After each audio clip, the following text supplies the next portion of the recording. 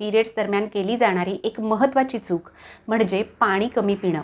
पुन्हा पुन्हा वॉशरूमला जायला लागू नये म्हणून या दरम्यान पाणी कमी पिलं जातं आणि या डिहायड्रेशनमुळं आपल्याला फटीग म्हणजेच थकवा जाणवू शकतो, लो एनर्जी जाणवू शकते आणि ब्लोटिंगचा त्राससुद्धा जाणवू शकतो. आपल्या शरीरामध्ये ज्या वेळेला पाण्याचं प्रमाण व्यवस्थित असतं अशा वेळेला ब्लोटिंग कमी होण्यासाठी मदत मिळत असते, मसल रिलॅक्स राहण्यासाठी मदत मिळत असते, क्रॅम्प्स कमी होण्यासाठी मदत मिळत असते.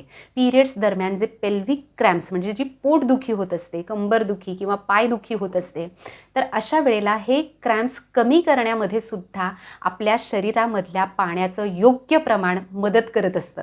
आपल्या शरीरामधला इलेक्ट्रोलाइट बॅलन्स व्यवस्थित राखण्यामध्ये पाणी खूप महत्त्वाचा रोल प्ले करत असतं. बऱ्याच स्त्रिया अशी तक्रार करतात की आम्हाला पाणी पिणं नकोसं वाटतं, पाणी पिलं जात नाही. अशा वेळेला वॉटर रिच फूड्स जे आहेत म्हणजे पाणीदार पदार्थ आहारामध्ये घ्यायला हवेत.